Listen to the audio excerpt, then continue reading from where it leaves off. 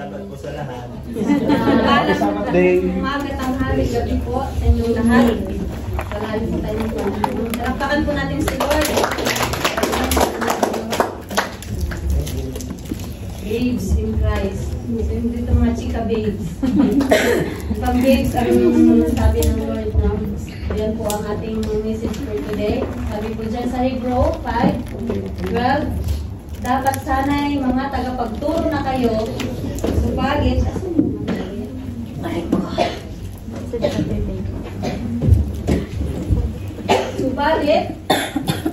hanggang ngayon, kailangan pa kayong turuan ng mga panimulang aralin.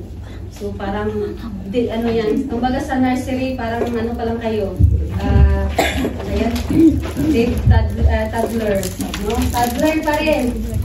So sino po tayo, tayo po yung mga tamang edad na po, no? Bubliban sa mga kabataan na narito. Meron na po silang tamang edad, pero they are not infant anymore. Si Muraya lang po ang infant dito. Naintindihan po natin si Muraya lang, no? At si Rio, at saka si Daniel, ang infant dito. So sabi ko dito, no? Sa salita ng Diyos, dapat sana'y kumakain na kayo ng matigas na pagkain. Ngunit hanggang ngayon, sabi ni Gabriel, ngunit hanggang ngayon, gatas pa lamang ang inyong kaya. So, sino po yung, ang sinasabi po dyan ni Pablo, ay hindi po yung mga isang taon pa lang. Sino po dito mga isang taon sa pananampalataya? Si Kuya Noli, yan. Mga isang taon, kunti lang. Ang mga isang taon pa lang ang pananampalataya dito. So, makita po natin, wala sabi dyan, yung gatas pa lamang ang inyong kaya. Sabi niya, ang sanggol pa ay nabubuhay sa gatas. Tama po? Pag wala pong gatas, ang bata, nagwawala po yan. Tama? Nagwawala ka ba po yan? Hindi naman siguro, di ba? At wala pa ang karanasan tungkol sa mabuti at masama. Kaya po, kasi kami, prone po kami sa pagtuturo ng bata nung I ever teach to the speech of toddler or babies. So, ano po ako dyan? Kabisado ko po yan, yung mga ganyan. So, sabi dito no na, ang matigas na pagkain ay para sa may sapat na gulang. Tayo po ba may sapat na gulang? Amen. Amen. Pero hindi tayo magulang, ha? May magulang, yung parents. Yung magulang na sinasabi ko, hindi tayo ganun, no? Yung nandadaya. So, huwag natin dayain ang oras ng Lord. Kaya sabi dito, no, ang matigas na pagkain ay para sa may sapat na gulang at dahil sa pagsasanay ay marunong nang kumilala ng pagkakaiba ng mabuti at masama.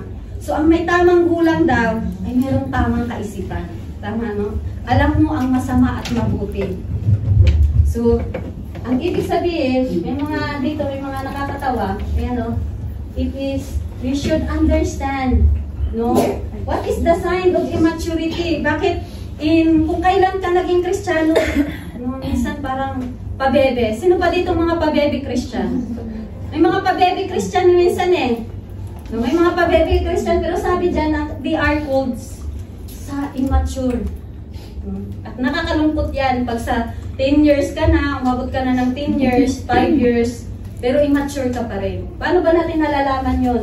What is the sign of immaturity ng isang Kristiyano? I'm not talking in body parts or physical. Nakatulad nila, friends, ano pa yan, hindi pa sila. You should still lead them what is right. You should explain what is right and what is wrong. No, but tayo, may tama na tayong kaisipan, pero bakit, no? Bilang isang Kristiyano, may mga sign tayo being immature in the spiritual. No, at sabi dyan, emotionally immature behavior. Yan po, ang behavior natin makikita. Nasusubok ka sa yung paghakbang sa Panginoon. Doon sinusubukan ng Lord kung matured ka na ba o hindi pa. Ito, sa church, sa loob ng tahanan ng Panginoon. Sabi dyan, number 1, blaming others when things go wrong. Kapag ikaw, yan daw ang sign ng isang immature. Kapag may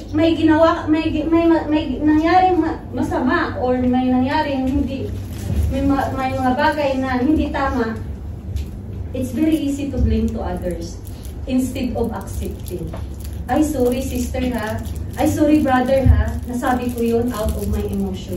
Ay, sorry sister ha. Kinuha ko yun na hindi na lang ako nagpaalam. No? But instead, ay si ano kasi, no? Yung panahon ng Genesis, si Eva, yung ahas kasi, pinakain ako ng ng mansanas. Si Adan naman, si Eva kasi, pinilit akong pakainin. Parang ganun po yan. So when you have this kind of behavior, you are an immature Christian. You are immature ang iyong pananampalataya, ang iyong spiritual na pananampalataya. Lying to get out of uncomfortable situation or conversation. Natututo kang magsinungaling kapag hindi ka na komportable. No? Pag hindi ka na komportable sa narinig mo, hindi ka na komportable, you start lying. May mga lying na, may lying tongues na. And that is in the Proverbs, the God hates lying. At sabi dyan, name, calling, join, conflict. May laging nakasabit na pangalan kapag may conflict na. May conflict ang kanilang, may awayan, may argo, may chismisan, gossiping, may naming na. Kasi ano kasi, no? May sinabi ng ibang mga pangalan. Lalong gumulo. No, tama? That is a sign of immaturity. And tayo may mga tamang gulang na, we should understand that in spiritual. And sabi dito, inability to control one impulse na such in engaging in reckless behavior. Very reckless, mabilis mag-react. No? Sabi, di ba? Si pastor, no, we stand here, when we study the Word of God, it is me and the Lord. When I speak here, it is my account to the Lord, it is not you. Hindi ka accountable sa sinasabi ko dito sa pulpito. But sometimes, immature Christian, impulsive. They start, no? Instead to accept, nagre-retaliate, no? Mayroong resistance, mayroong paparinig na naman si pastora, nagpapatama na naman, no? Nagpapaganito na naman, reckless behavior. It's really true. And we should understand that spiritually. You know why? When we stand in the pulpit, that secret behind you, that spirit, kapag nagre-react ka, nakikita, pinapakita ng Lord. And we keep praying for that people. We learn to see that so that we can pray. Hindi tayo exempted dyan. We have this reckless behavior, impulsive agad. Gusto agad lang. No? Instead to accept the word, ako yun eh. No? Lord, baguhin mo ako. That is mature Christian. But immature Christian, we try to be reckless. Alam mo yun, you do something that it's not according to what behavior that you should respond. That's not a right response to that behavior. Sabi niya, meeting to be the center of attention at all times. KSP, hindi lang nabati, no? Ako kasi nearsighted. So pag malayo ka, actually, yung mga mens, minsan nakikita ko po yan sila sa labas pag nakakasalubong ko. Sila na po yung bumabati. Kasi hindi ko na po nakikita ang mukha pag malayo. So, hindi nabati. Hala, yung pastura nila. Vera yan. Nakita ko yan na nagkasalubong kami sa Golden Tower. Sa greenhouse, hindi ako pinansin. KSP. Gusto ng pansin. Kulang sa pansin. Without knowing and understanding what is really happening. Kung nakita ka ba o hindi nakita. Minsan, hindi lang nakumusta. No? Hindi nakumusta. Alam mo, kung pinagdadaanan ako kasi nasanay na may nagka-counsel. Hindi na ako pinakumusta nito. Sintitiba. Pabebe. No? Ang pangit po, pagtingnan po. Halimbawa, sorry ha, si nanay. Ayan si nanay. Si nanay, ganyan kita. Nanay. So, titingnan lang po natin ha. Tingnan po natin. Ganyan nakikita niyo si nanay. Ganyan kita ni nanay. Tapos makita mo si nanay naka-crop top. Tapos naka-hip hop. Tapos last yung kanyang mga suot na pantalon. Sa tingin mo maganda. It's like that. Tayo, pag nagiging immature Christian tayo, it's like that ang ating aura. That is how you look. kapag nagiging immature ka. Kaya sabi dito ni Paul, no? Kaya sabi ni Paul, no, I couldn't talk to you as I would spiritual people. I had to feed you with milk, not with solid food. Sinong, ayan, example. Kuya friends, do you like adults at your age? You don't like, yeah? Do you want to have a feeding battle? Bakit na batang yan? Still now? You don't like, yeah? So, Sobrang sagad. yan yung sinasabi dyan ni Paul, nasabi niya, I couldn't talk to you. Kasi bakit? Pag ka tinamaan, no? Parang, hindi, actually, when we speak here, we speak to general. We are not speak to individual. I do not know your life, not even, hindi nga ako tumatambay ng mga kwarto dito para nakipag-chismisan. I do not know what you are doing for the whole week. To understand why it's happening, sometimes God is revelation for us to change. Para mabago tayo. Ang church is a hospital, if you understand. Pero kapag tayo, minsan, pag tumatagal na tayong Kristiyano, doon tayo nagiging pabebe. No? Bakit? Nagiging KSP. Because dahil marami ka nang nalalaman, because Paul is not talking about the one year in the church. He's talking for all those who are already 2 years, 3 years, 4 years, no? 5 years na nasa church. Pero dahil dyan, pabibi pa rin. Kaya sabi niya, I couldn't talk to you as I would to spiritual people. Hindi ka pa rin, di ba? Paano tayo, halimbawa, example, no? You know the name, theology, as eschatology, hermeneutics. Dito pala sa pulpito, hindi mo pa kayang tanggapin ang sinasabi ng Biblia at ang itinuturo ng Lord para sa atin. How much kung mag-aaral, paano mo makakain yun? Kuya Vincent, paano mo nakakain yung turo natin sa Bible School? Napakalalim na gamit ang turo sa Bible School. Kung dito pa lang, hindi mo nangunguya. No? There is a process, kasi ako nagtuturo po ako ng mga kids, mga babies. There's a process. Ang bata, when you are in the independent people, American, British people, you have this kind of teaching to them in their independency. They are not pareho sa atin na pabebe. Ang sa kanila, you should let them so that they will be grow up in independent, they will be make strong, no? Ang 1-year-old hindi na pinapagatas. Sa atin, 4 na taon, 5 taon, pinapagatas pa ang bata. But to them, is not. Kaya sabi ni Paul, no, the same, no? I just give an example of what situation in our spiritual maturity is happening. Kasi, diba, I couldn't talk to you as I would to spiritual people. I had to feed you with milk. Puro na lang milk.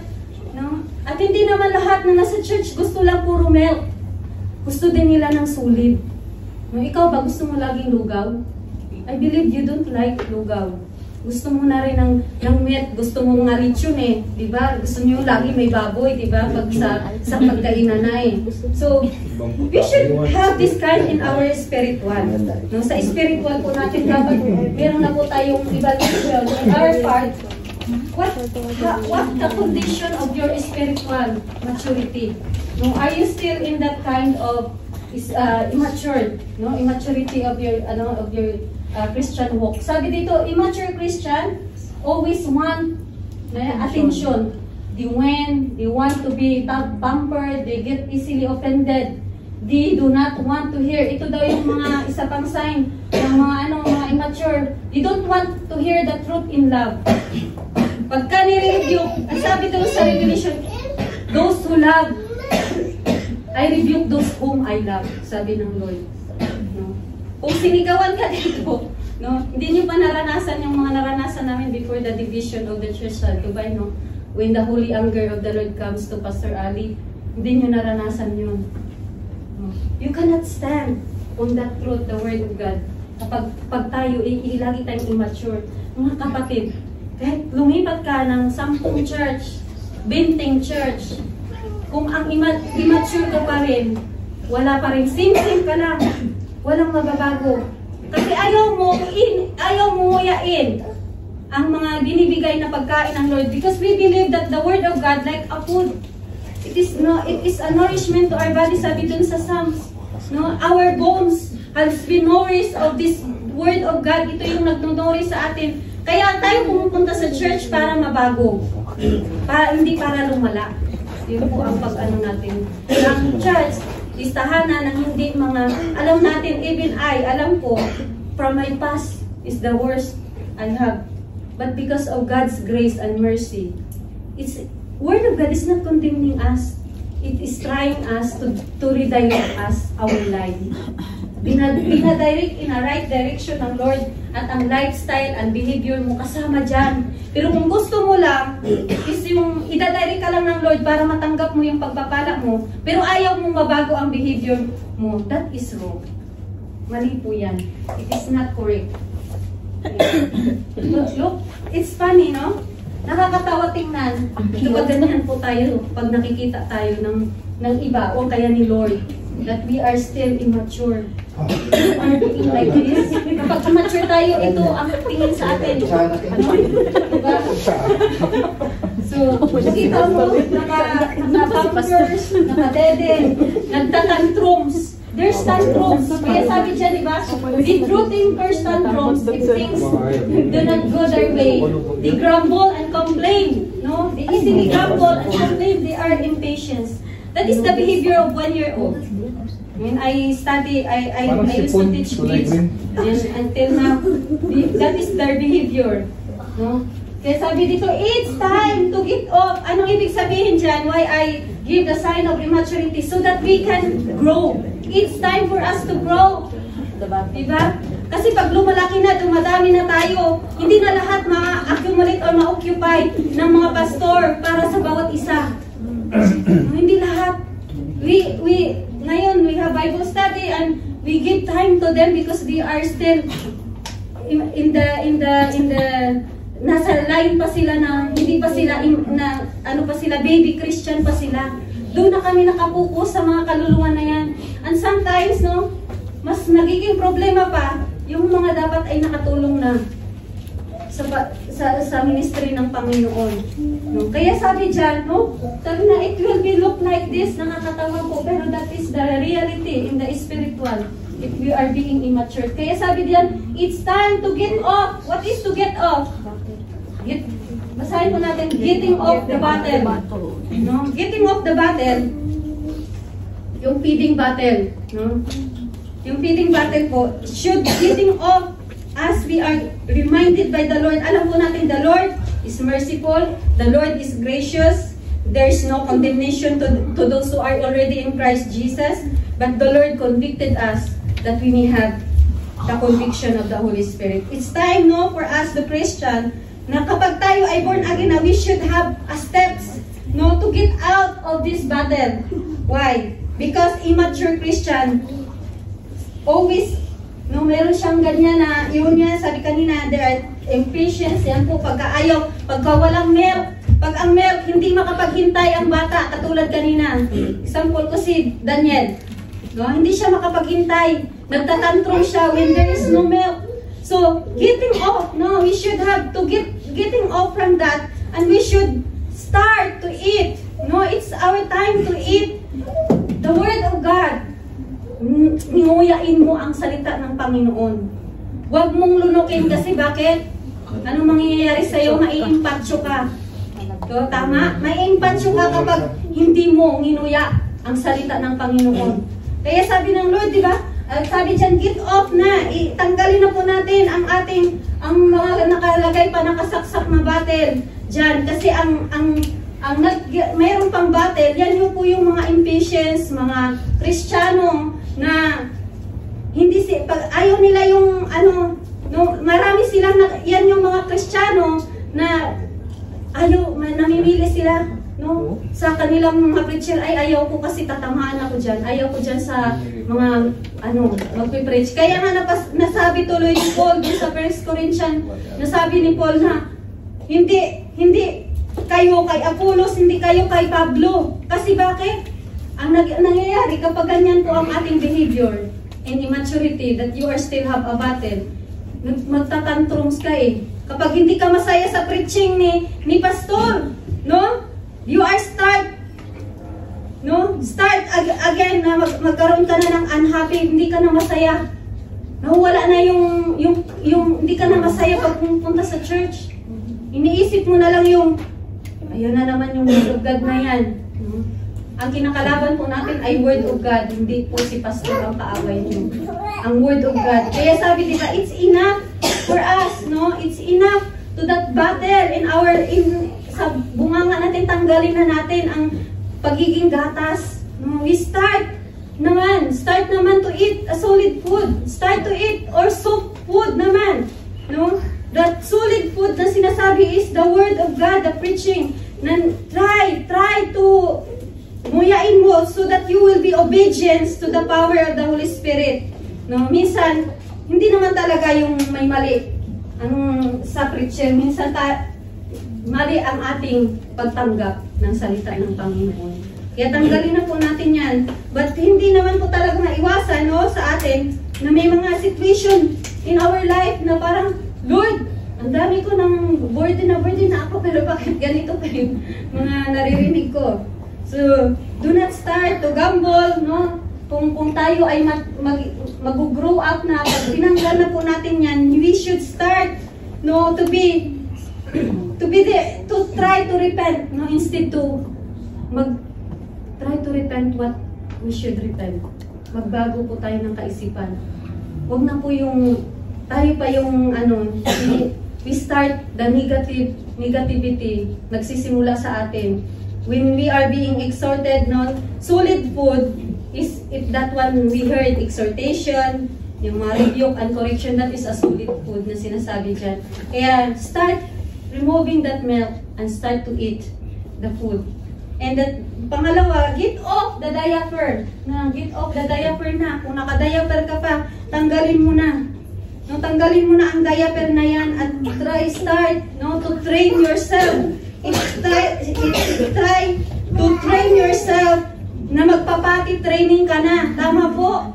I just apply this one because of also yung kung paano kami nag-study in kids. No? Sila po ay tinuturuan at the age of 2 years old, hindi na po sila nagda-diaper. So, ibig sabihin, pag 2 taon ka ng Kristiyano, tanggalin mo na ang diaper. No? And what is that diaper na sinasabi dyan? Bakit naka-diaper yan? Kasi ang immature Christian start throwing some nag-miss up. Ano yon? Emotional baggages. Nag-miss up siya. Marami siyang mga hugot lines. Kaya pag marami kang hugot sa puso mo, you are under in the emotional age. Na parang, alam mo yung makarinig ka ng isa na matanda na. Sorry na yan. Si nanay, sabihin niya, diba? Yan, gusto ko ng ganito yan eh. Diba? So we should get off that one. Sa ating buhay, kapag tayo po ay nasaktan, we start being emotional, we start being hurt, no? Nagtatry na tayong garbages putting in our hearts, no? Kaya minsan parang na-over tayo, over-emotional, instead over-spiritual. We step into spiritual. Ang matured Christian, you should broad-minded. Hindi ka emotional. You are broad-minded to everything. You are malawak ang paunawa mo. Hindi ka pwedeng one-sided narinig mo itong istorya. Ganyan naman niya si Pastora. Ganito, ganyan. Uy, hindi ako nangangapit bahay. Kahit nakita nyo, hindi ako nagmiminsahe. When I message, this one is according to the ministry. Alam po nila yan, nila Ate Shane. Problem comes in the church, we try, even kahit madaling araw. Ate Lizelde knows it. We're not talking about anybody. We're talking about ministry. But sometimes, dahil nakarinig ng preaching, naging emotional. Naging emotionally hurt. At lumala, nag-put up ng mga garbage. Kaya, pag sasabihin na lang, si Pastor, Chito, sabi niya, kung hindi daw nagtatides, pupunta sa impyerno, naku po. Sinasabi na, ni Pastor Chito na humingiwi, pagka tinatamaan, instead na, Lord, baguhin ako. I was there. You know why? When I come to Christ, I was my first time, hindi ako kilala ng pastor. Pero lahat ng kanyang preaching, akin lahat. Pero anong ginawa ko, tinanggap ko. So that's why, comes from that I still now stand. Kami mga pastor, wala na po kami, we cannot hold grudges to anybody. Kasi manhid na po kami dyan. Kahit batuhin mo ako dito, kung tayo ka dyan, batuhin mo ako, I do not care. Because I'm just used by the Lord. I am accountable for what words I have spoken. You are not accountable on it. Ako po ang accountable dyan. It is me and the Lord to speak. Kaya sabi doon ni Pablo, diba?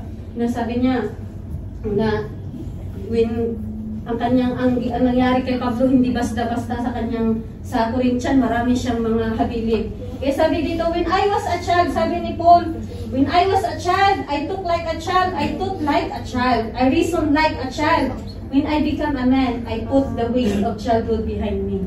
Tapos na yung pa-baby time natin. No, tama na po. Kahit kami at our age, pag nag-edad ka na ng 30, parang nasasagwaan ka ng magsuot ng kasuotan ng katulad nila Arixa. Because you understand that your manners and your moral behavior, you should align it. Even your lifestyle, you should align according to your age. Kasi pag nakakita ka naman dyan sa labas, si mother, si nanay na naka-pick shirt, parang ang sagwa ng talaga. Gen Z. Nakakatawa, but that's the reality. At yan po yung ibig sabihin dyan, that we should take off. That taking off, it means to say you should start to grow up. Hello. Sabihin mo sa katabi mo. Hello. Grow up. Hello. Sabihin mo sa katabi mo, grow up.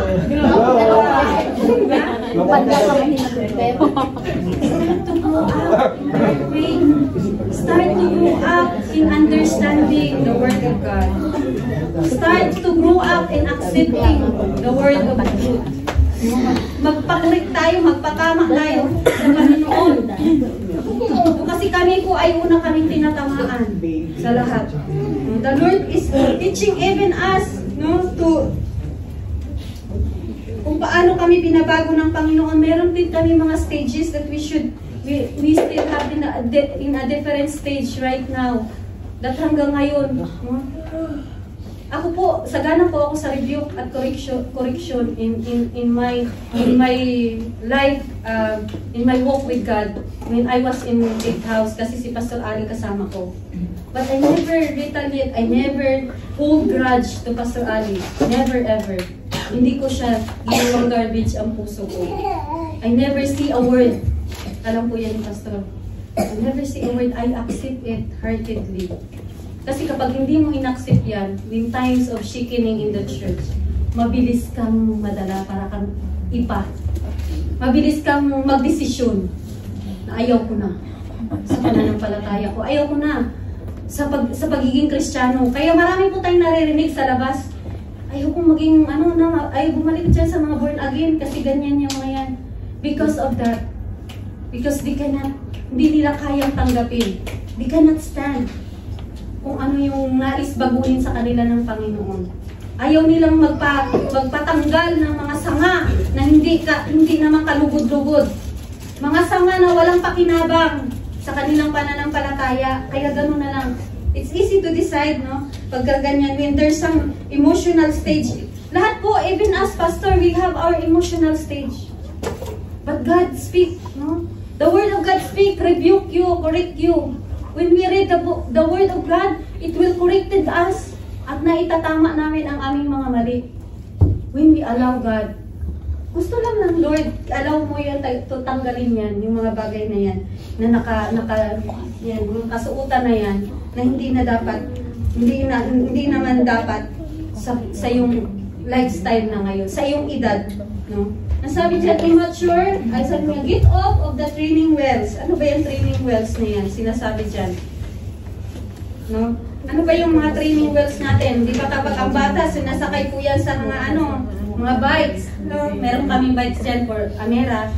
But nakita niyo yung bata, no? Ang mga bata, very, po yan sila, adventurous. Minsan daig pa tayo ng mga bata. Kapag may mga adventures na nangyayari sa paligid mo, sa yung paglakad sa Panginoon, In your walk with the Lord, maraming adventures. Yan yung sinabi nila ni Ate Lisip. Pastora, bakit ganon? Kung kailan naman kami naging Kristiyano, sunod-sunod ang problema. That is adventures. And you should be like, that thing is you should be like children. Take rest, no? Si Amira, pag sinabi na walang yung isang bike, single bike na lang, gustong-gusto nila yan. Kahit masaktan sila. Dapat, kung meron kang puso, kung gusto mo na lang maging bata, yun yung sinasabi ng Panginoong Hesus na lumapit sa akin yung mga bata. Kasi gusto niya yung be a childlike yung heart natin. Ano yung childlike heart natin? Ano ibig sabihin ng Lord? You learn to trust God even to the adventures of your faith. To the adventure na parang it take rest, no? May risky, parang may aksidente, you will fall, no? You will fall, masasaktan ka, ma-hurt ka, mapi-fail ka. There's a failure. When you walk with the Lord, there's a failure. You will not be exempted. We are not exempted to that failure. Yung masaktan kami, we are not exempted. But, no? Being a child, no? Bilang isang bata, no? They are very adventurous. Gusto nila yung challenge sa kanila yun. They are being challenging. No, ngayon yung baby na hinahawakan ko, tinuturuan ko, she's trying to walk. Ang bata, kahit alalayan mo, kapag siya ay challenge, gusto niya ng challenge, learn to, tanggalin niya yung kamay mo para gusto niya magsarili. No, at dapat meron tayong ganyang stage in our walk with the Lord. Hindi ka pang habang buhay, isip bata. Sa bilang Kristiyano, hindi ka habang buhay, ganyan ka lang, bata ka lang, gusto mo lang tanggapin, gusto mo lang faith lang lahat. Gusto ko lang, parang ayaw ko dyan si Pastor Chito kasi puro repentance yan.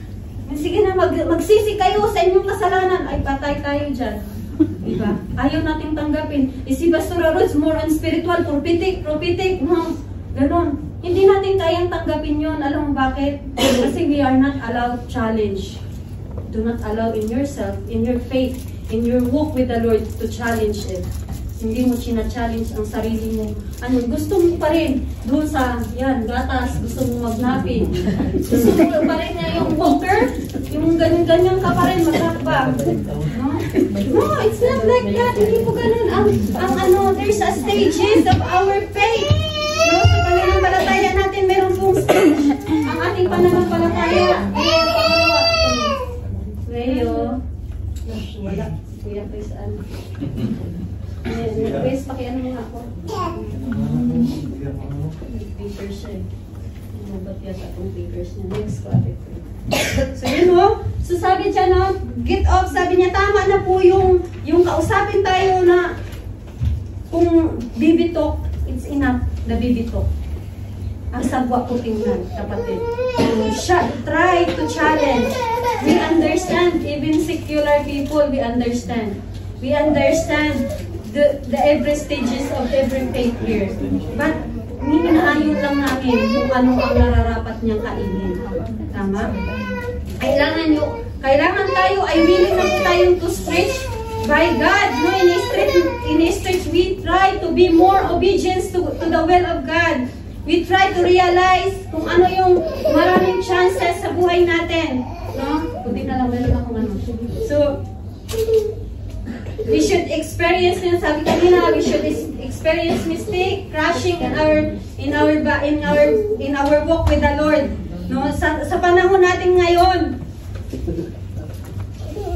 kailangan na tayong umakbang sa ating pananampalataya. No? Hindi na tayo dapat doon sa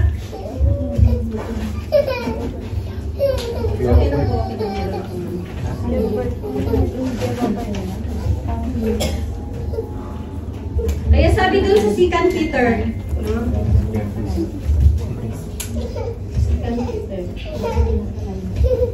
chapter 1. Kaya kailangan meron tayong Biblia.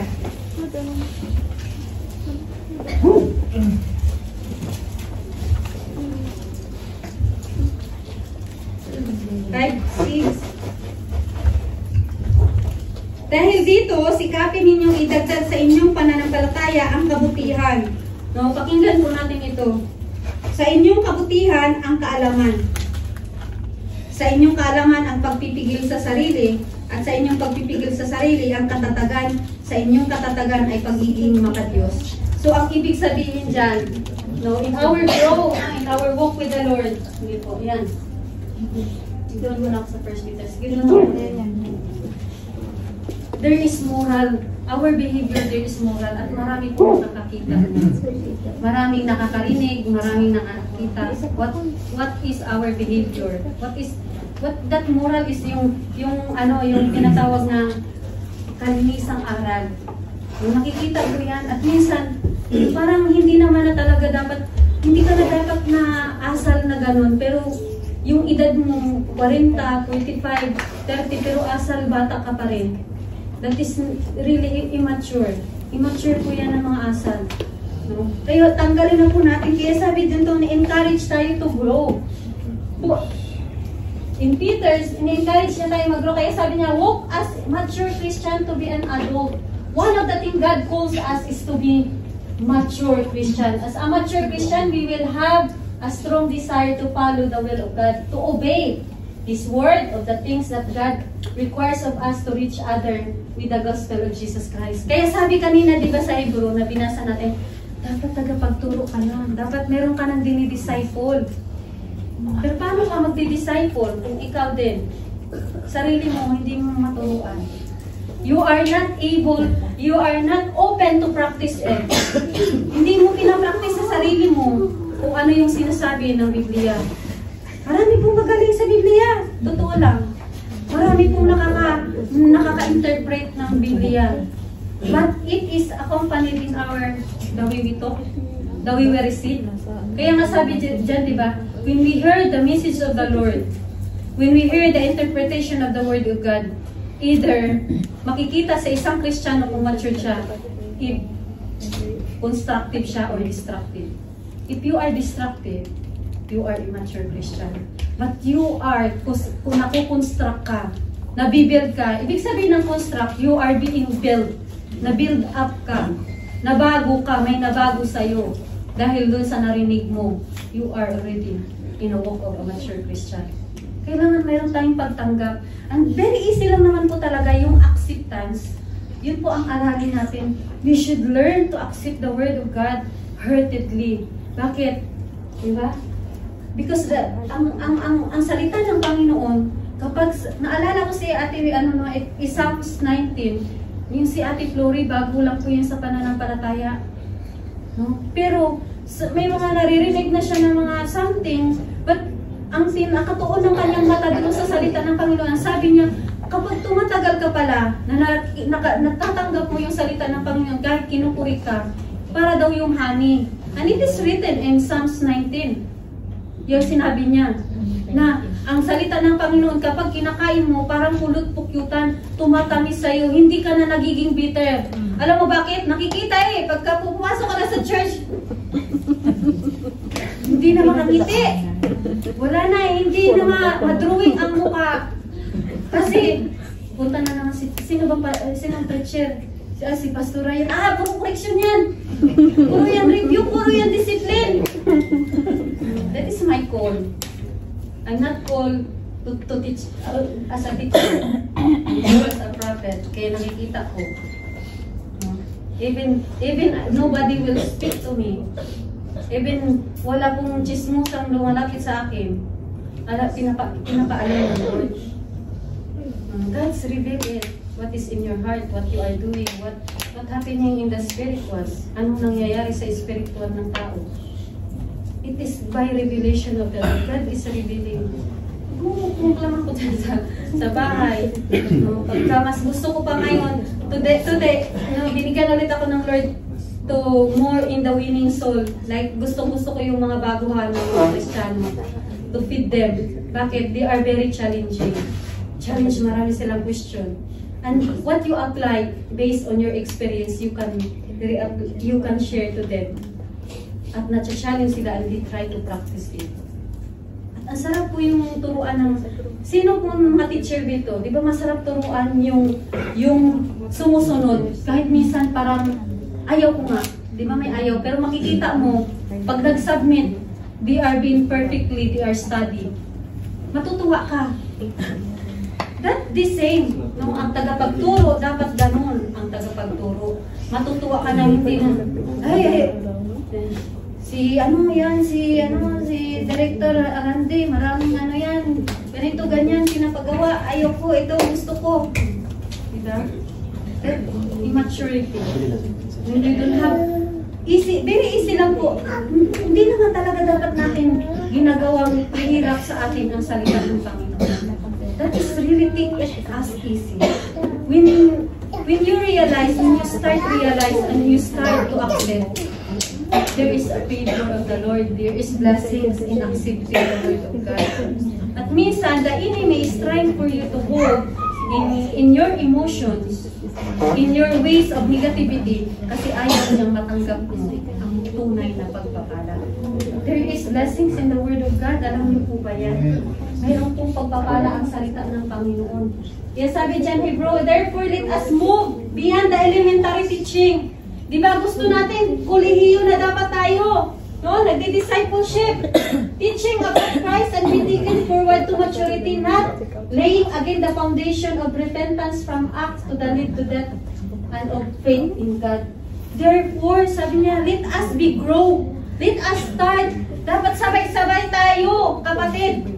Kung sabi nga, sabay-sabay tayong umaawit, sabay-sabay tayong pumapalakpak, sabay-sabay tayong nagpupuri sa Panginoon, hindi ka lang doon dapat natitigil sa pagpupuri, but sa salita rin ng Panginoon. Dapat sabay-sabay, makikisabay ka rin sa pagyabong at sa pagtubo at pag-usbong. No? Kaya nasasabi tuloy doon sa salita ng Panginoon, may nauuna na nahuhuli. Bakit may nauna na nahuhuli? Kasi ang response niya, lagi siyang may bitterness. Lagi siyang may resistance. Lagi siyang may against. Lagi siyang may sinasabi. No? They have their own, always gustong laging may kipag-argue, gusto ng debate, lagi siyang may opinion sa sarili niya. Paniniwala. Gusto niyang ipilit ang gusto niya. Wala siya. Pero kapag sabi doon, ang nahuhuli na nauuna. Bakit may ganon? Nahuhuli na nauuna. Kasi of how they respond. One of my testimony, yan po si Ate Nelia at Kuya Dexter. No?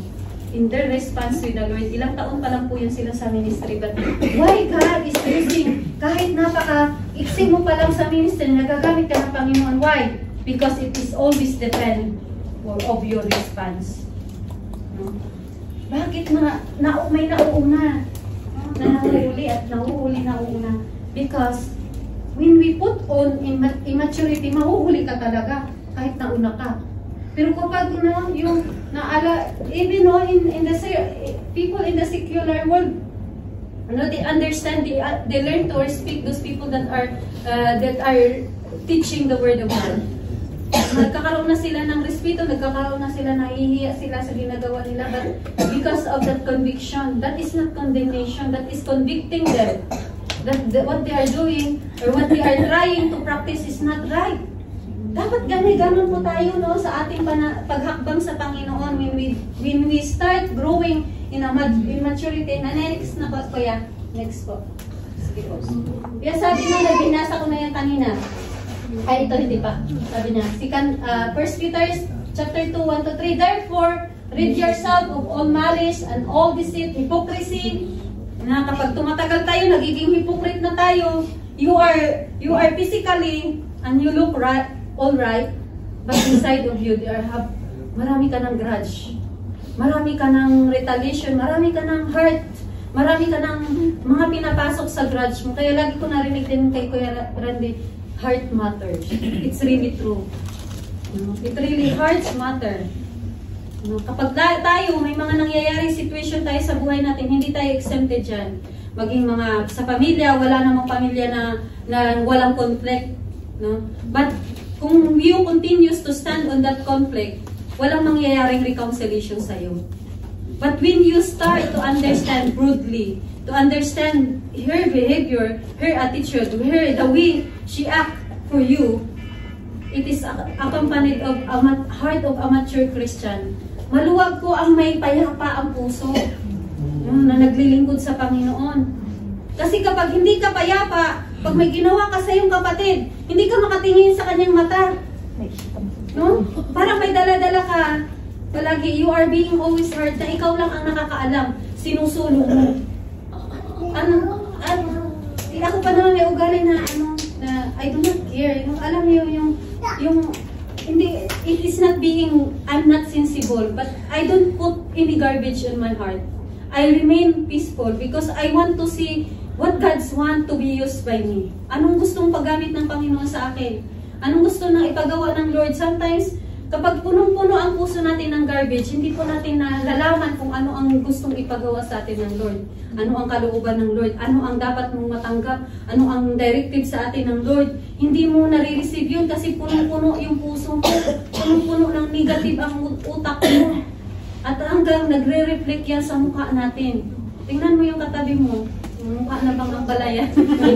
O mukhang sariwa. So kanya no, pag nagparang tantrums, laging malungkot.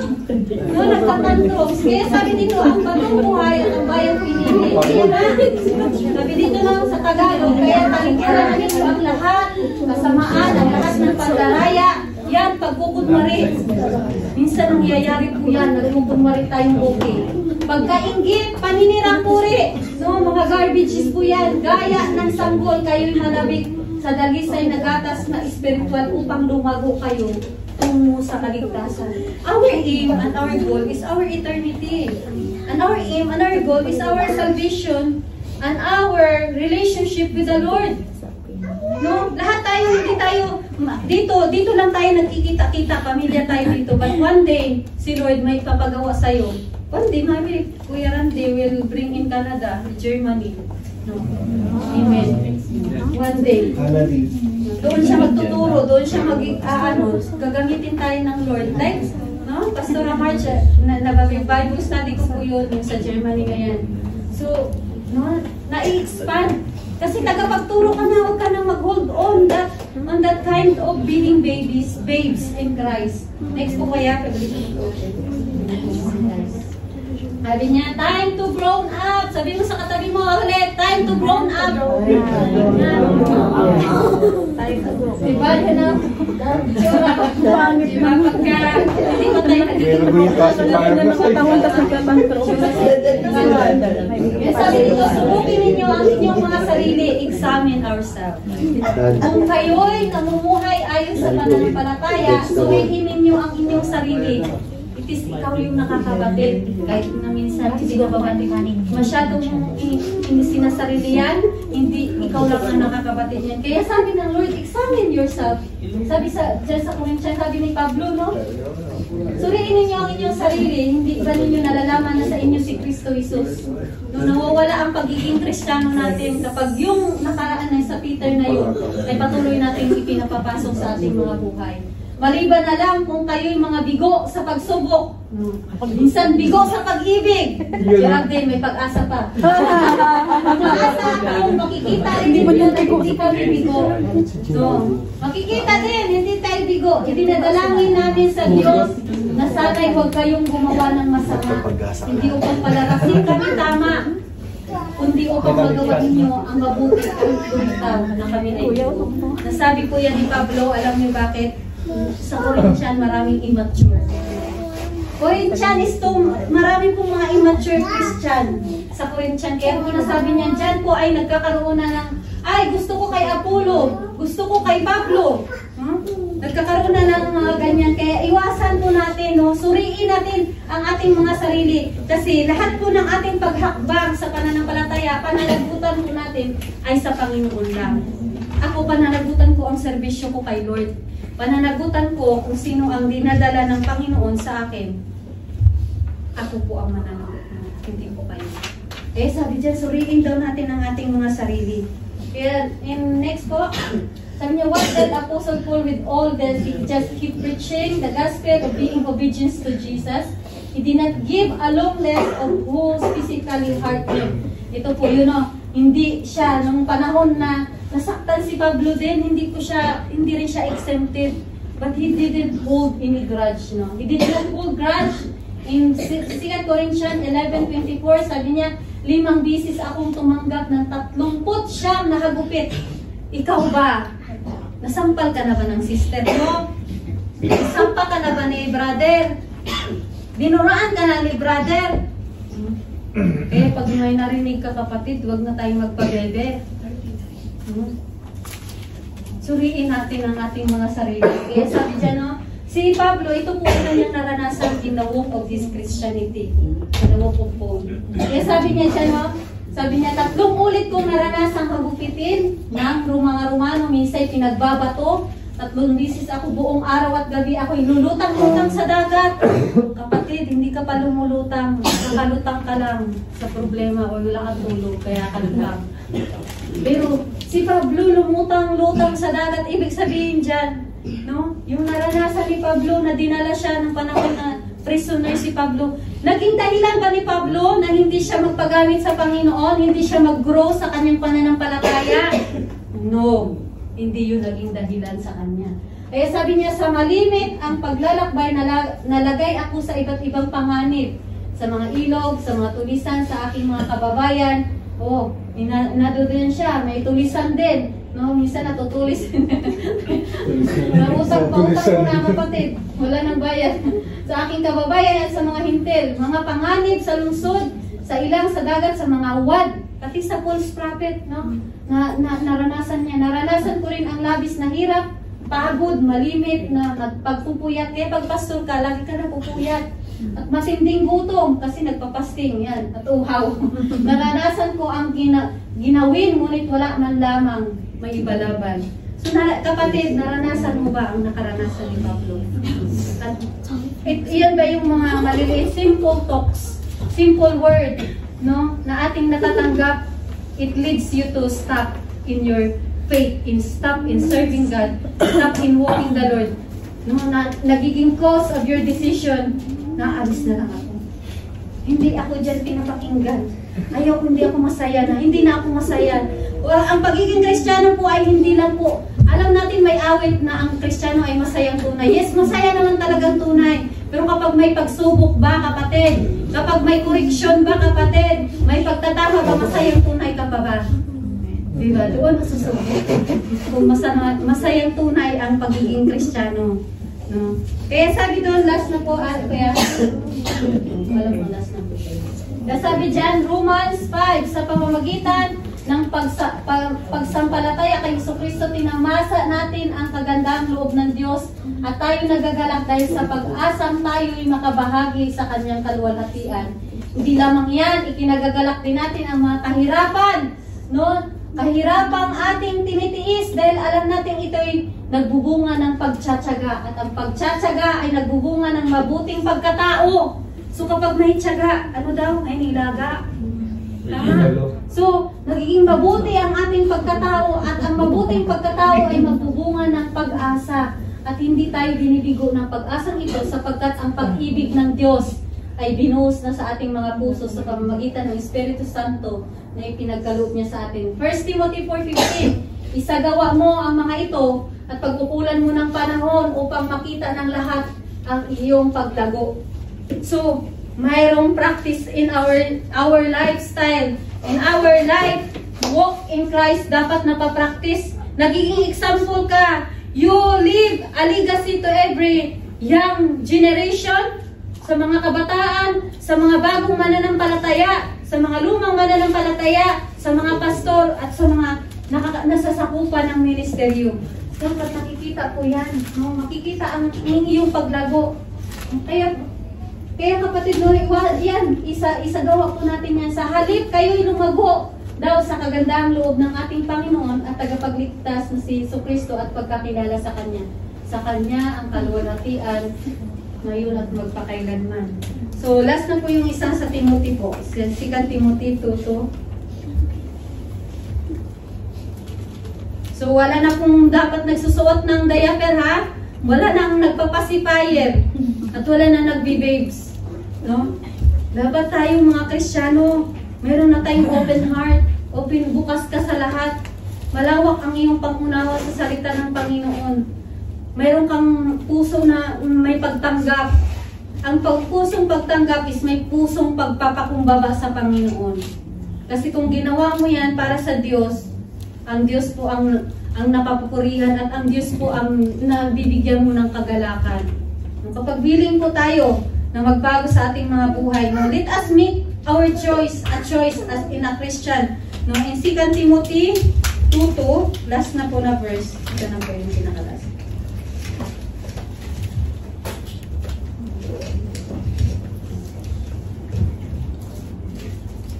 Ang mga narinig mo sa akin sa harap ng maraming saksi ay ipagkatiwala mo rin sa mga taong may katapatan at may kakayahang magturo sa iba.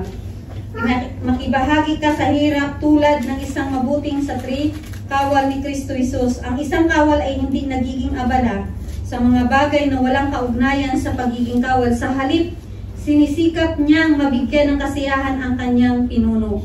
Hindi maaring gantimpalaan ang isang maglalaro kung hindi siya naglalaro. Ayon sa alituntunin, ang magsasakang nagtatrabaho mabuti ang siyang dapat unang makinabang sa bunga ng kanyang pinaghirapan. Isipin mo mabuti, ang sinasabi ko sa iyo ay ipapaunawa sa iyo ng Panginoon ang lahat ng ito.